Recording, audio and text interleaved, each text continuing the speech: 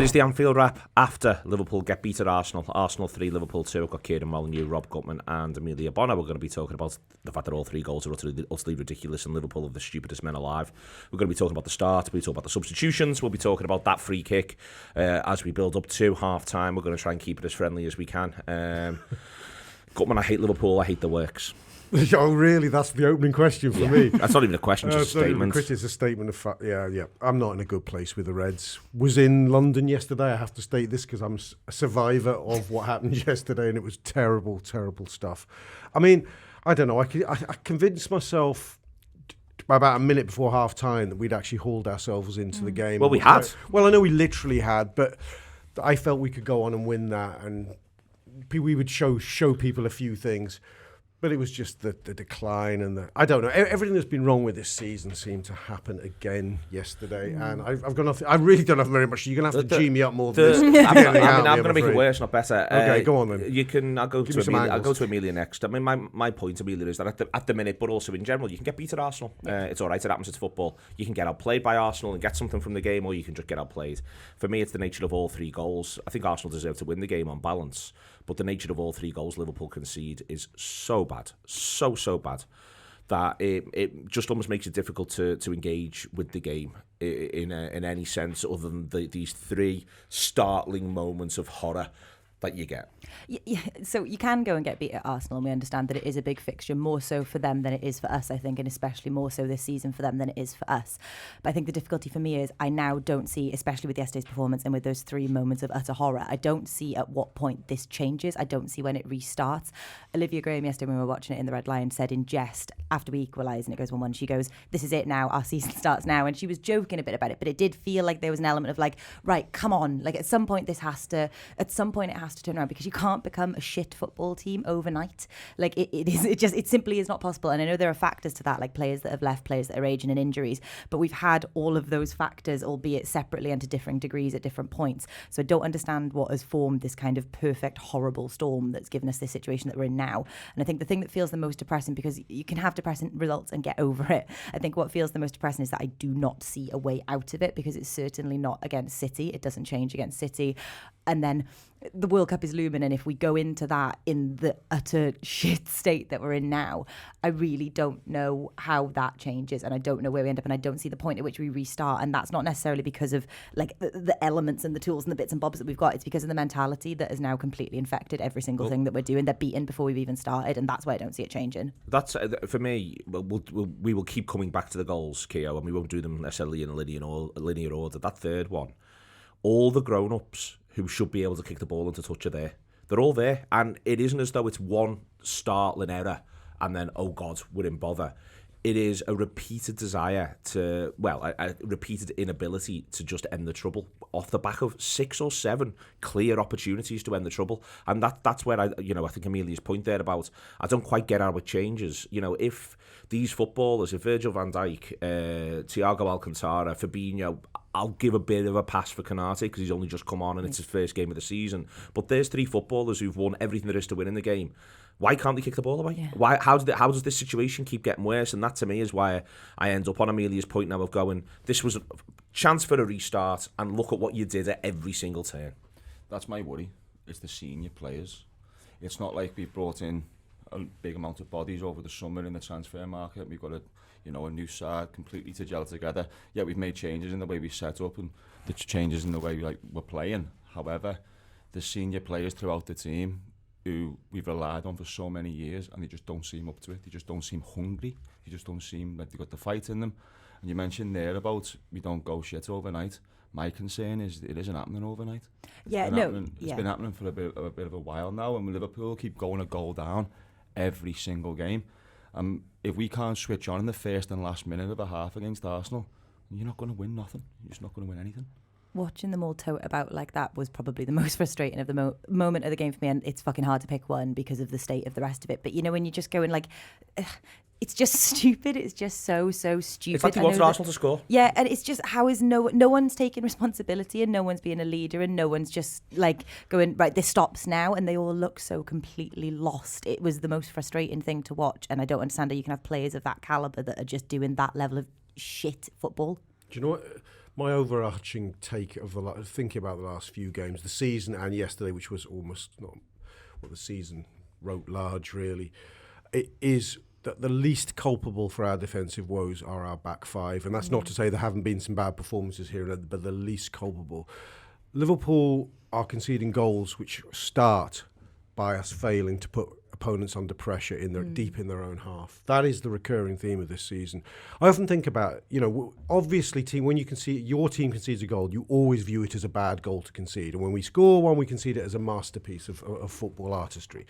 I often think the most classic case in point is a goal we score in the season we win the title when Mo Salah heads in at Anfield against Man City on a bouncing ball after an absolutely fantastic classical piece of breakaway football. I've never bothered to study that from a City point of view, but I guarantee you I guarantee you they would consider that a terrible goal to concede. I don't even need to microanalyze it to know that they would consider it that way. We concede that goal couple of times yesterday and have several times this season. The problem isn't what the last line are doing, although they may not have, you could probably microanalyze and say so-and-so didn't cover himself in glory there, or so-and-so should have played somebody on or off or what have you. But but the free kick breakaway goal is the classic example, and that's been happening all season. Against Everton, we nearly conceded that goal 3 times. They're just a little bit too shit to exploited us on that one. But it's either the forwards aren't putting the pressure on at the right moment, or the midfield, or the two as a unit aren't applying the requisite pressure, and teams are getting out against us. And some of them have got themselves some good counter-attacking players now. Arsenal, let's make no mistake, Martinelli and Saka are 2 of the best young counter-attacking players you could have in world football right now. So you don't give them that opportunity.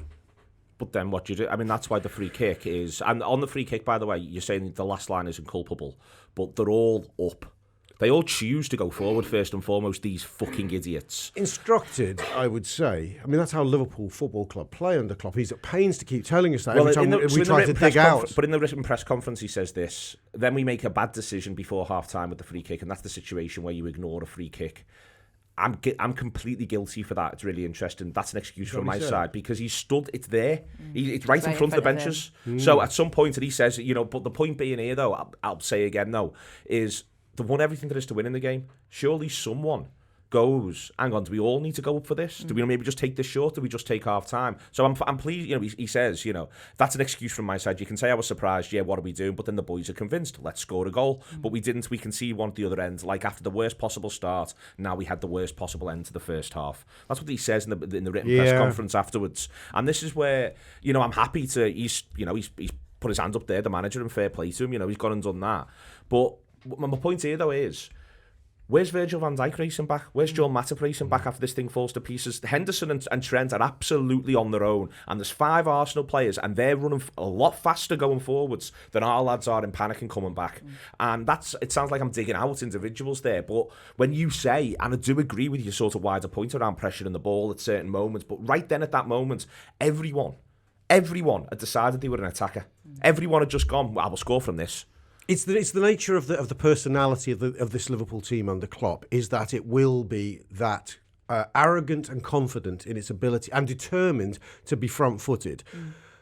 It's just when things are going wrong, that level of risk averseness, which relies on supreme competence and confidence, just needs to be toned down. That's what you're saying, and I do agree with this. I think Liverpool's whole risk-averse state of mind needs to be. They need to find a way of reeling that in without absolutely killing the entire project. But there must be a way of doing it. I suppose I'm simply saying let's just defend that a little bit deeper at times, huh?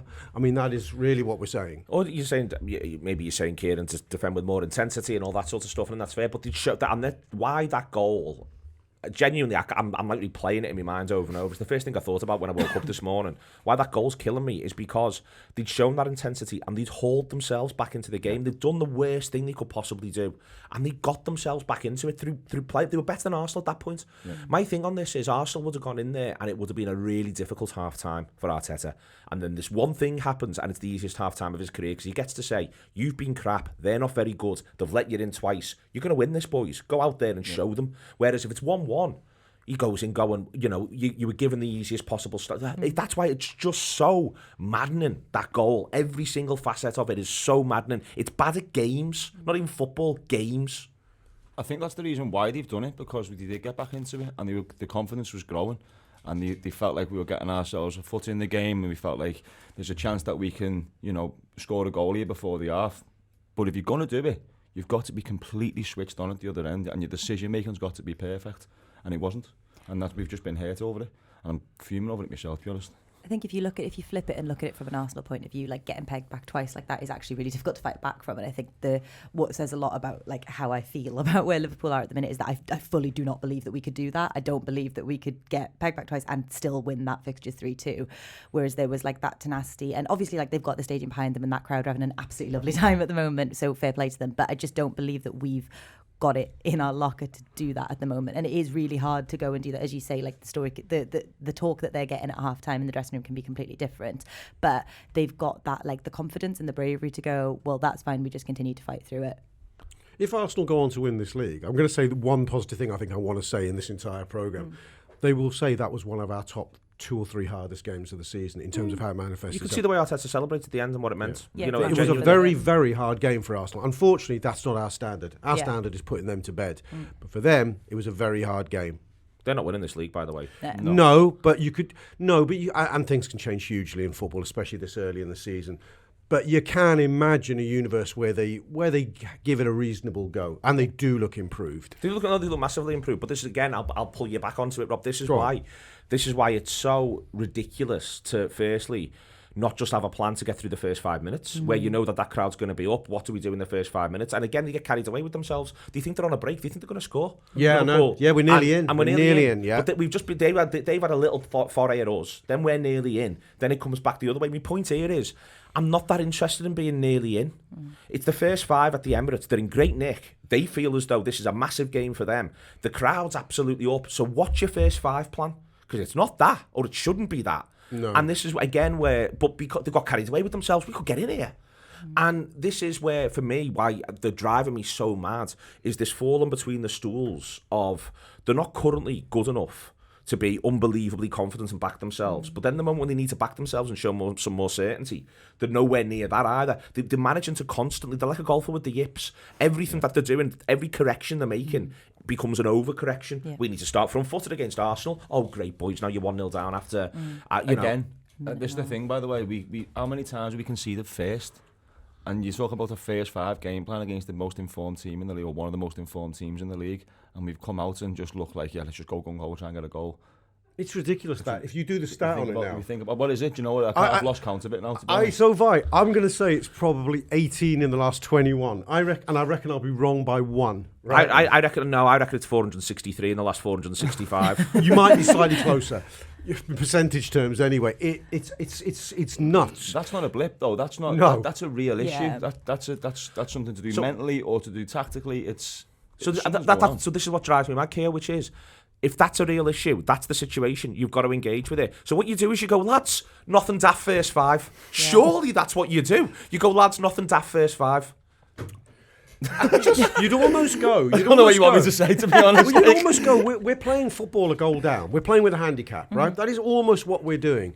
I remember in a bad phase, when it was on, I think I'm going back as far as a bad phase in the Roy Evans era, after it had been good initially, and then it was a bad phase with some of the defenders were really, really not up to LFC standards.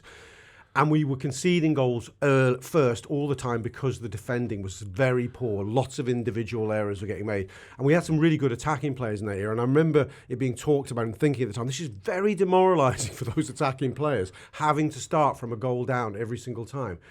And it's very demoralising for everyone to having to start from a goal down. Nobody can do their job well on the back of that. It's almost as if we need to have a strategy to the first 20. Let's treat it like every fucking game, like a European away. You know, in old money. Don't concede. Sit deepish, compactish. Don't over worry. If a chance comes to break out, we break out. But deep, compact, secure.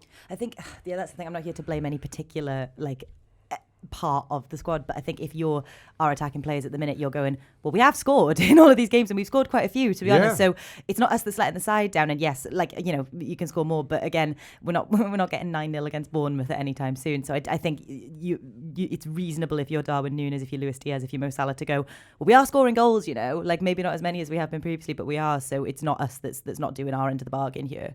Yeah, if we don't concede any goals, we've won every game. I mean, I think nearly. No, but I think it is this. But I'm serious. No, No, it's true. they No, are it is doing true. their thing. It's that simple. It's It's just phasing you away. And I say again about the yips, Rob, and that's what I think you're just sort of seeing is that they're constantly trying to correct something that's going wrong. But there is such a thing here as just let's have nothing happen for 10 minutes.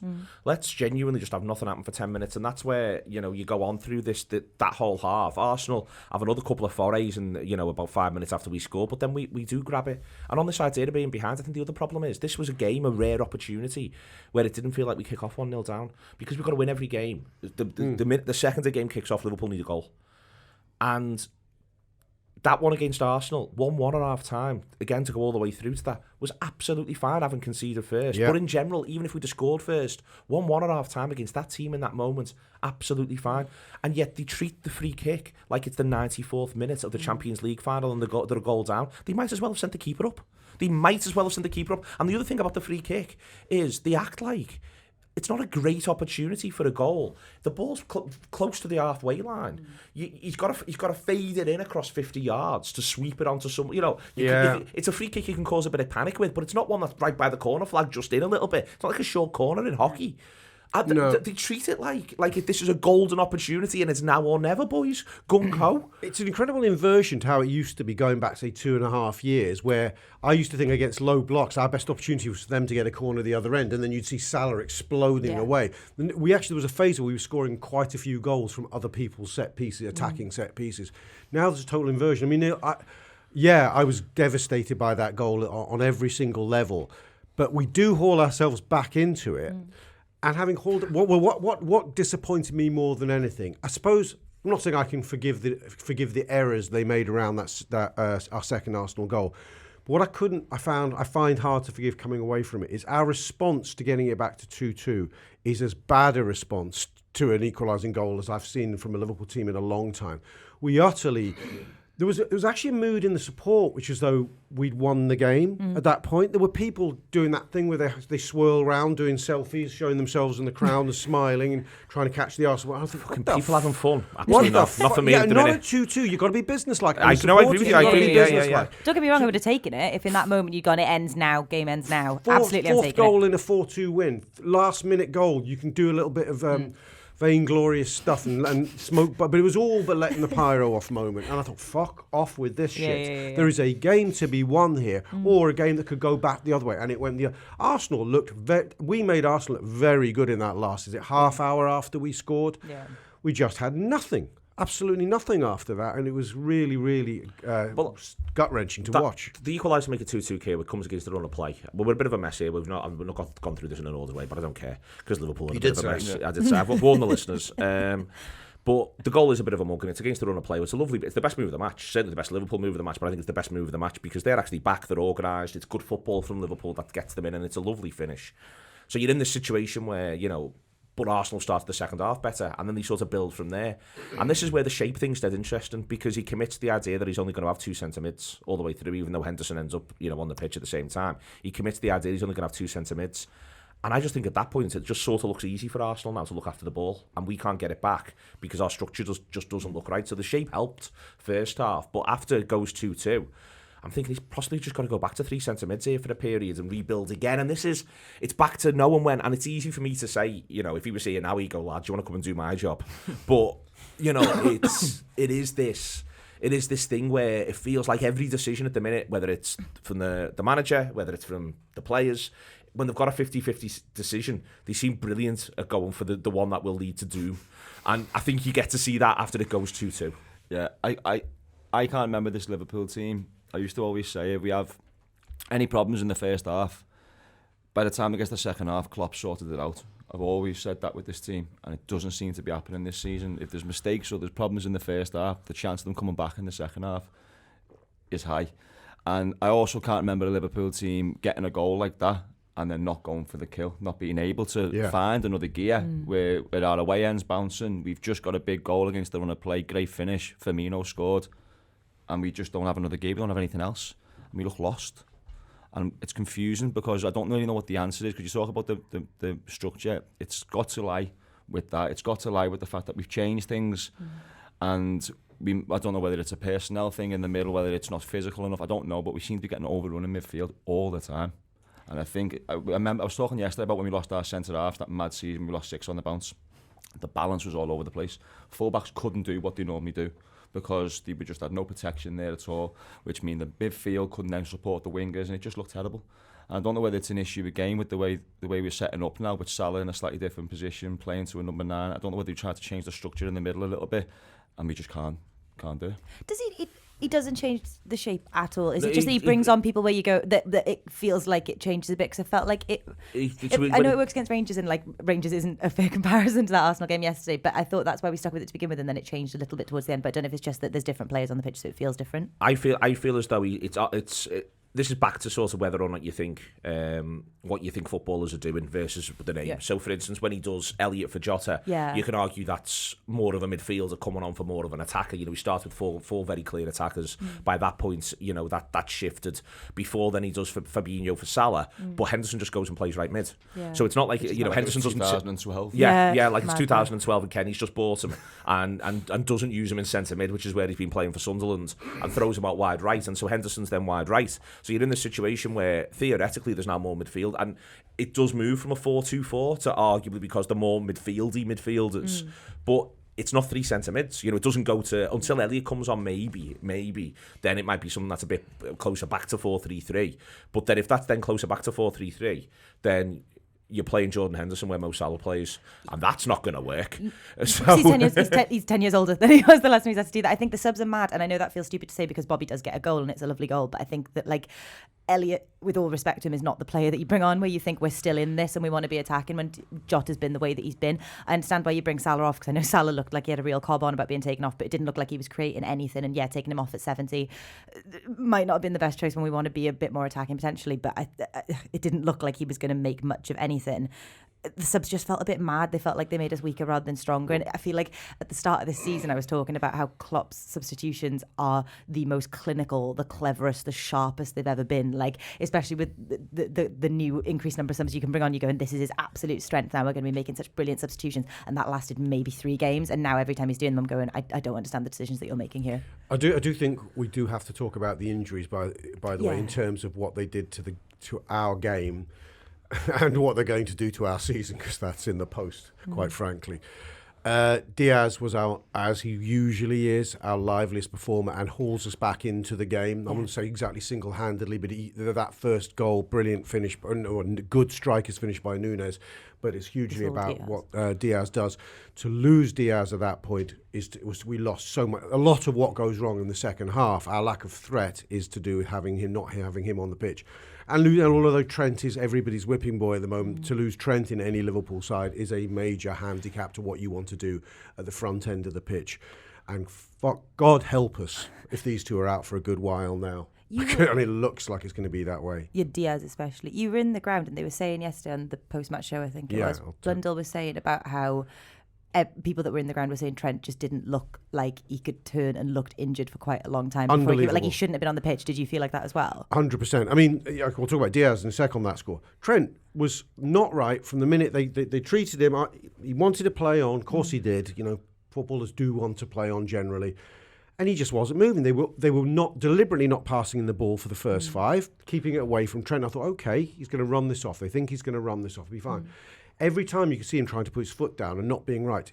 How long was he on with that injury? 20-odd minutes? Yeah. Does he get the injury before or after Diaz's injury? Before. He gets it before. The injury before. He gets it before Diaz. I mean, Diaz decides or is asked to go back on for at least 5 minutes. Because Diaz decides to just sit himself down after a while and go, no, my knee is actually fucked here. You know? That's when you know it's bad with Diaz. I think that, like, I kind of, in the horror of it, had looked away and just been, like, chatting to my mate that was next to me. And then you go, has this been the same? Has he been on the floor this entire time? Or, oh, no, he's been up and running about for 5 minutes and he's had to leave, and that's how you know it's bad. I mean, questions do have to be asked. I mean, if the management are the government and they're not, questions have to be asked. Because I do not understand the medical advice that thought those two lads should continue. So this, and now the reason why I was asking about the Trent and the time is because I think part of his thinking will have been, I can only make 3 subs. If you see what I mean, I can only break the game 3 times. So if Diaz and the question then becomes, is there an argument when Diaz has got a problem that's when you also do Gomez? So you do 2 of them at once. If they're both carrying knocks at that point, you maybe then do 2 of them at once, because I think that will have been his concern. I still don't think there's any excuse for keeping the 2 of them on the pitch. But I think within that though, he then says he knows he's only got 1 more time he can impact the game with the subs. I mean, my point here is I think you may well be right, but the decision that they have to make altogether is, if you take Diaz off and then 10 minutes later you take Trent off, so you 2, you can only break the game once more. But Trent's half. Oh, I see. Yeah, so he can do what he wants at half time, but then what he would be doing is he'd only be able to influence the action once in the second half with substitutions. I know, but the trade-off is fucking massive. This is where it becomes. At the same time, though, what have the players said? What's Trent said? Trent might say, I'm playing on. Yeah. Well, this is the problem. I'm quite sure Trent and Diaz, the only defence I can give them, actually, he would have got, I'm fine. But at the end of the day, this is why this begs a wider football question here. Those of us who were, because I was in row 5 of the weigh-in, those of us who were within 15 metres of Trent could clearly see he was not right, and he was on for 20. Yeah. Had he been the other side of the pitch, I guarantee he would have been off earlier. It makes you think, why not, in this day and age where they have throwing coaches and this, that and the other, wouldn't you just have a fella who can look at your players during the game properly? It's madness, that. Yeah. The Diaz thing, less of an issue, but I do wonder, you got a knee injury, and you saw what happened with Van Dijk and co the year before. Why would you take a chance and get him to bloody hobble around like that? Yeah. And now we're looking at, it's not good. At the end of the day, if I'm Klopp, he's either, the medical people goes, why didn't you, I would be asking them, why the hell did you tell us not to haul him off? Yeah. What? Because the player said he felt fine. I know they've got to use that information. And I don't know, it just felt... You're right, because if a player says I'm fine to play on, but you squeeze his ankle and he goes, you're not playing on, mate. And who's ever not gonna, no one's ever gonna not say it. Do you know what I mean? Like, there's girls in roller derby I've seen take a direct blow to the head, and like they've got a concussion. They're going, I'm fine, I'm going again. Like, you don't listen to someone that says I'm fine and I'm going back on, because you're not qualified to make a decision for yourself in that circumstance. The Diaz injury, Keo, I think it does impact the side, as Rob's saying. He's bright, but it's also, you end up, I thought Jota was really good, and then I think he gets a little bit lost on the left. I think it was sort of suiting him. He's picking up little pockets. They couldn't quite deal with him. All of that, though, again, it's Jota who links up with Firmino to make it 2-2. So you can't sort of overstate things. But I felt like that was all functioning. I thought that it was working really, really well with Darwin as well. So Diaz and Darwin felt as though it was a live thing. I thought that Jota felt he was a live thing with both of them as well. Salah was a little bit off to one side, but I think that's almost, in a really weird way, Liverpool are sort of all right with that up to a point. It's only when the game changes. But for me, I thought Diaz going off, it does change it, because that balance was actually working at the point he goes off. How long is it? Do you know? Because I've refused to read anything this morning or look at anything. Klopp's last thing was, he just said they're both going to need scans. Doesn't look good. No. I mean, you don't know what that means. Good, the leg brace and the crutches were quite clear. Yeah. In terms the of, only thing I would say about Diaz, right, about that injury, if we're just clutching at straws here, is, when I watched this very carefully, as he goes to go off the pitch, he initially goes to sit on the bench, and they go, no, down the tunnel, right? So I kind of hope someone who'd done their ACL, which is I'm terrified of, or a really bad knee injury, doesn't for one second think that he gets to go sit down. I hope it's not too long, because he is the live wire. He looks like where everything's going through. He looks like the real threat. And I just mentioned there, Jota's found like a bit of a sort of nice place at the minute in that side behind Darwin Núñez and with Diaz. I say Salah's a little bit out wide, but Diaz for me is a massive miss. I don't know why we're going to really recover from losing him over the next 3 or 4 games if they're must-win games and we need goals in them, because Darwin Núñez seemed to enjoy playing with him yesterday. Yeah, he did. Darwin was a positive, if we're looking for positives. Yeah, he was. It's a good finish. It's a really, really good finish, but I thought he just looked involved, bright, engaged. I think you can see again where the movement's going to work and how it's going to work from Liverpool's point of view. Yeah, I'm encouraged by we're still not finding out how to use him best, but that's not his fault at the moment. And Gary Neville actually has come out and been very, very effusive in his praise of Darwin Núñez yesterday, which does show you something, because I don't think he'd rush to do that. I've been impressed by us. Thought he was good against Rangers. Thought he was good yesterday. A couple of moments which were interested me in the second half, when we did do some good things, was he got outside his man on the left hand side and put interesting balls across the face of the box, which were 2 of our best chances, sort of semi chances outside of actually scoring. And it did make me think that I wouldn't say I would like to play him as a chalk line left winger.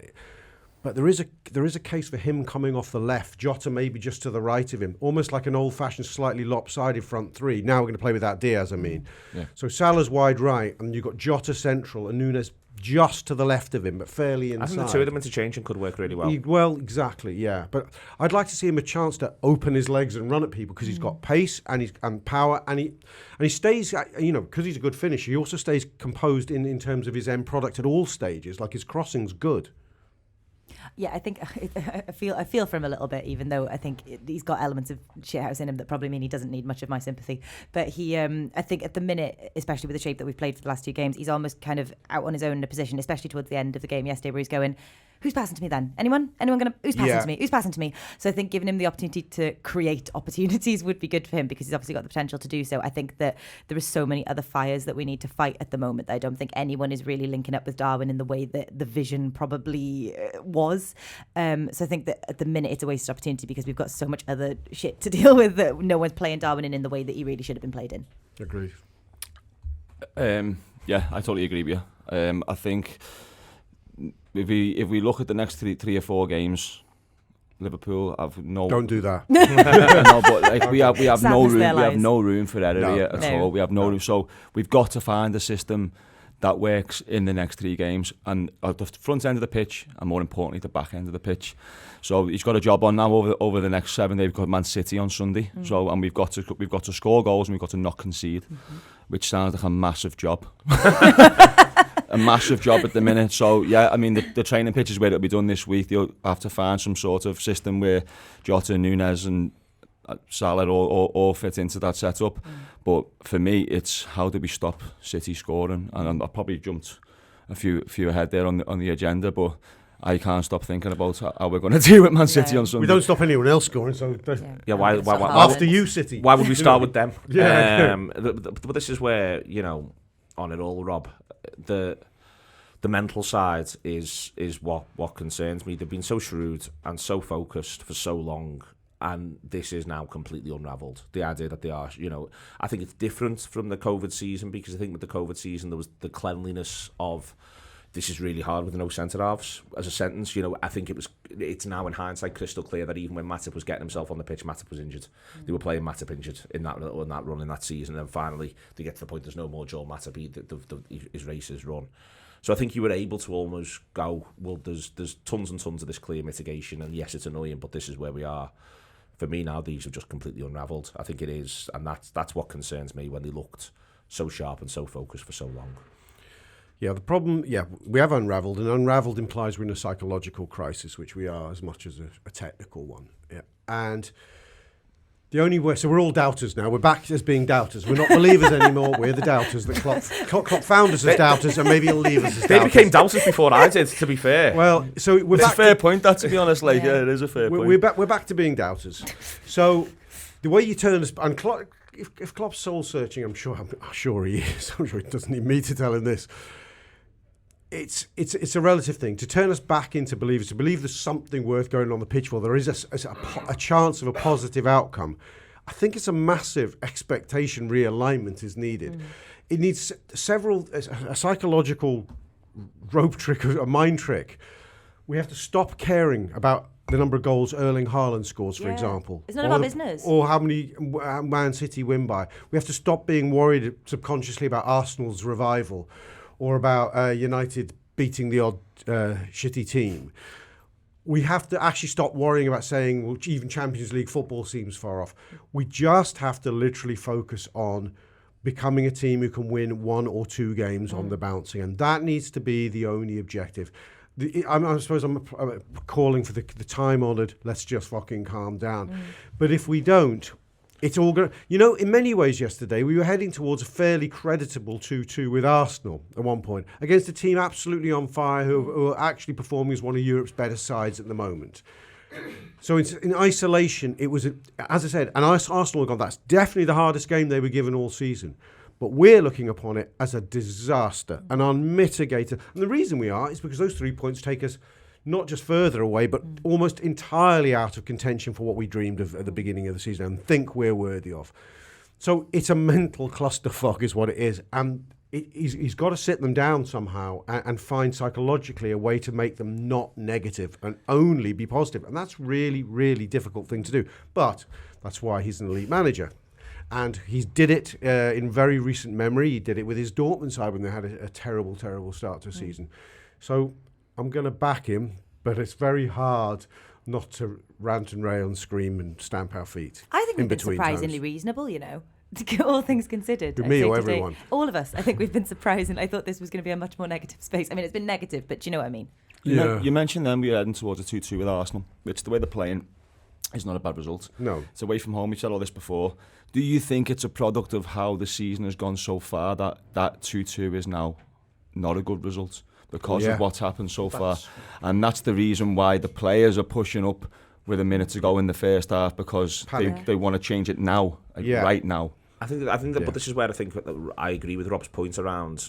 For me, you know, there's as mad as this now is to say, in a way, the bigger game this week's the game against Rangers now and not City. Because we need, let's accept that. We need things to look forward to in February. We need to, if they win that and Napoli hopefully do what Napoli do to Ajax, they're all but through. Yeah. They're basically only got to get a point from either of the remaining 2 games, but they've got to win. They've got to win in Glasgow to do that. Yeah. Would you rather? Let me ask you a daft question, but it's an interesting one. Would you rather lose with Rangers and beat City, or vice versa?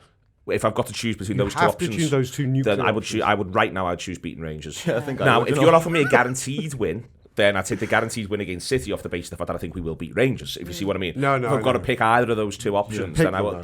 Just to expose our priorities. I would. But I think that you know, at the minute now, without being sort of daft about it, there's an EFL Cup game on the horizon against Derby County. Big game. We need to get through. Yeah. Because we need to be able to go to the other side of the World Cup and go, right, we're still in 3 things and we're challenging for top 4. Yeah. And I think that can now help them, because I think understanding this is currently where we are, I think is the thing that they need to do. And I think it does play into yesterday's decision making a little bit at times. I think they are trying to, you know, I think that is it's a live thing for them, that they feel as though, you know, that they had to get something from the game, and they'll feel like, you know, they should have got something from it, and get something from it, I mean, by winning. But yeah, I think that now the job is now to look ahead of them and to say, right, how do we it's like the end of the, you know, the last 10 of the COVID season.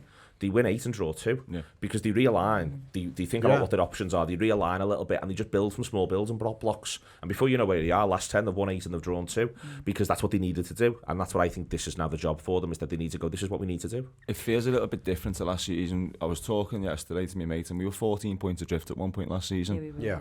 However, it didn't feel like this. But It didn't feel like. Obviously, of course, there was 2 games in hand, but the points difference at one point was 14 points. Yeah. And part of us was worried, but part of us was thinking, we're Liverpool, we'll get this on track, and we did, and we ran them.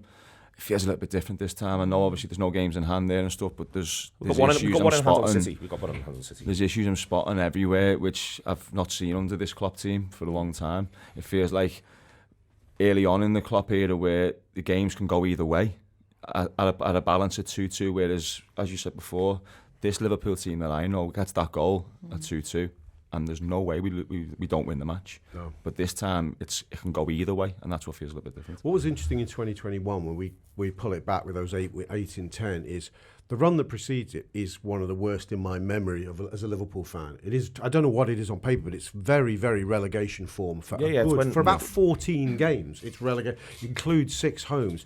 It's so bad that they're able to see finishing 4th as a fantastic win for the end of the season. As a brilliant, we're still haven't hit enough. I know we keep thinking we've hit rock bottom. We may not, because we still would see 4th as someone said. You take 4th now to any of us around this room. Yeah, I think we're beginning to say definitely I'll take 4th. Yeah, we would, yeah. But we were almost at the point in that season of taking 5th or 6th. We were to the last game of gone. the season, like to the very end. Yeah, we were gone in that season and hauled it round.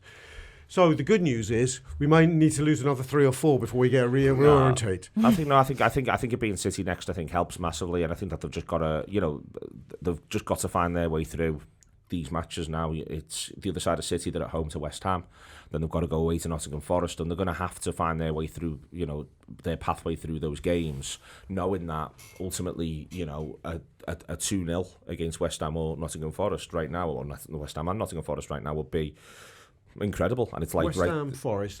Sorry to interrupt you, but I feel often when you're in a terrible run of form, what you need is the fixtures to fall for you. Yeah. What we didn't need after that win over Rangers, which we played quite well in, is to face Arsenal on form away, and we don't need to be facing. So City. they've got the other side of City. They've got West Ham, Forest, and Leeds at home. What's the next one? Is that Spurs? And then they've got Spurs the other side. I think of the Champions League finishing. But at least that's 3 games where you go. I don't care if you dog them, you can win them, and you can get win a Champions League game, and you might find quietly. I wouldn't bet on this happening, but you could quietly find yourself having won 4.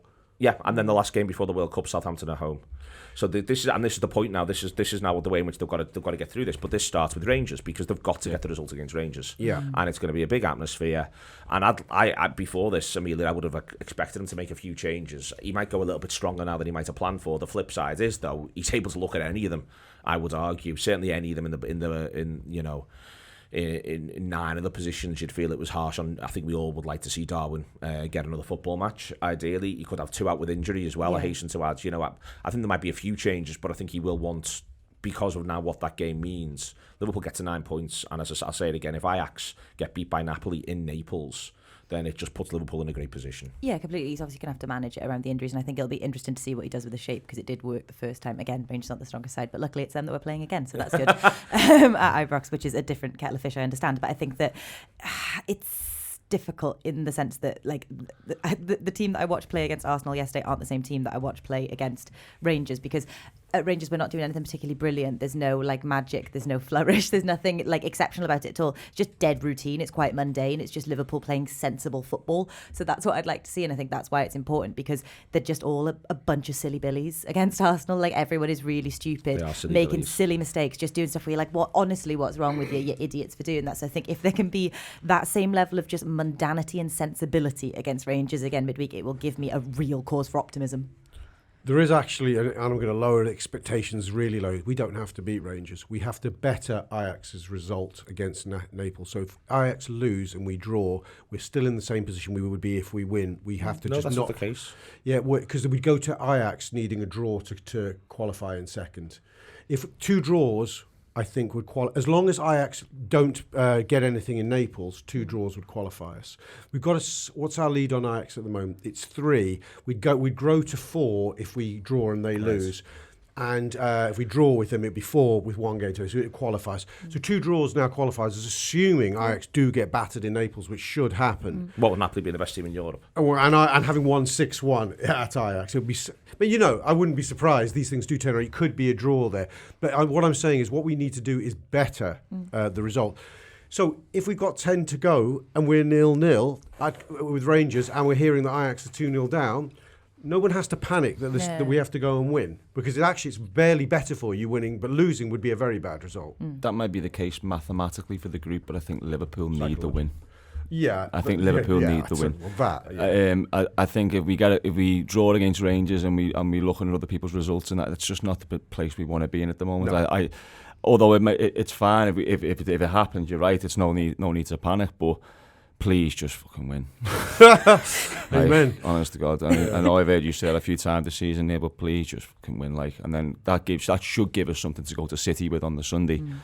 And build from. And like I say, you look at them fixtures before the World Cup. If we get 2 wins this week, and we put ourselves in on a new road, and we've got up until the break, and we put the wins together, we can be all right. You know what I mean? So we've got a European Cup, we can go and win. There's cups we can go and win.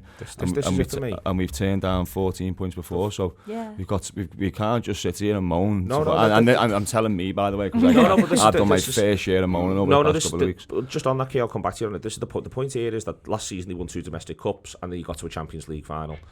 If they can get that act together, all the business bit of that actually happens the other side of the World Cup. Yeah. So all they've got to do is just hang in. Yeah. They've just got to hang together, and that to me is the most important thing at this point. And that's what I completely agree with you. We can't sit around and feel sorry for ourselves. There's a job to be done here, and it is to stop the bleeding, get the other side of the World Cup, and then go, right, these are our priorities, this is what we'll need to do. And they can do that. I'm absolutely certain they can do that. Exactly. And I do think they do need to win in Rangers, because they need to start building confidence. And if they don't win in Rangers, they'll be looking at each other. If they don't win at Glasgow, they'll be looking at each other going, these are the 4th seed, we beat these 2-0 last week and it flattered them. That's why they need it. Yeah, I agree, totally agree. I don't think there's much more to say on the issue other than the fact that I'm just start winning games and please make our lives a little bit easier going to watch Liverpool. I suppose the thing is we can't. You want to run, don't you? You don't just want to win games. That's what I was trying to say. Want to yeah. run. But in a way, when you're down, you just need to get into. It's just as good to get. Well, it's nearly as good to get into a pattern of maybe winning a few more than you're not winning. Yeah. And so beating Rangers, you'd then be able to go back to go. Ajax. Who did we play after Ajax? What was our first game? Brighton. You'd go Ajax, Rangers twice with Brighton draw and Arsenal defeat in between. Do you know what? As a run, that's hardly earth-shattering, but it's not bad. It's 3 wins, a draw, and a defeat. Do you know what I mean? It's better than the previous 5, which is 1 win, 3 draws, 1 defeat, and then the 4 before that. Screen shoots. Fucking good him. Green shitty shoots. Is changing anyone? Changing, well, we're going to have to, aren't we? Because, Well, but I mean, yeah. So you. the 2 he would have rested in Glasgow, I think, are now out for months. So that's Diaz. So that's a win before we even started. There was some vague talk of Robbo being back, but I can't see it. Yeah. I think Konate could get the game, having been brought on, and they don't want to overplay Joel Matip. Gomez comes in for Trent. Midfield, fuck knows. I think they're all shit. I thought Thiago was fucking awful, by the way. I mean, I know he gets lauded when he's brilliant, but he was terrible. He gave the ball away in key situations several times. But also you don't want to overplay him, you know. Yeah. So you can't play him, Thiago, and Henderson. One of them's going to drop out. They didn't all start anyway, did they? Up front, that's the key question. I think we're all worried. The rest of the bums, he can riddle them how he wants. Up front, there, I've said it out loud. Up front, Jota, Nunes, Diaz. Yeah. That way. With an eye on. And then with eyes pulling someone off on 60. I'll get a couple of them off if they're ahead, because there's the Wednesday, Sunday turnaround to worry about. Yeah, if we can get a 2-0 lead, get at least 2 of those off early doors. But that's a big if. Yeah. Is this set of bums going to beat Glasgow Rangers? Better that. Do you beat Glasgow Rangers? I think so. Yeah, I sincerely hope so. For just all of our well-being. Because they are shite. I know we're shite. They are. Yeah, no, they are. Yeah, they're shiter. If we don't, then like I said, the issue's bigger than I actually think. Yeah. Currently think. And it's pretty big. Yeah. So I don't know if we're going to beat Glasgow Rangers. I think we might. that's the Yay! Go think we might, Reds. That's the spirit. Excellent stuff. Thank you very much to Keo, to Emilia, and to Rob, Andy Heaton for producing. Ash is pulling the video together as well, just behind him there. I can see it all unfolding before my very eyes. Liverpool need to stop being silly billies. They need to stop being silly billies right fucking now. See you later.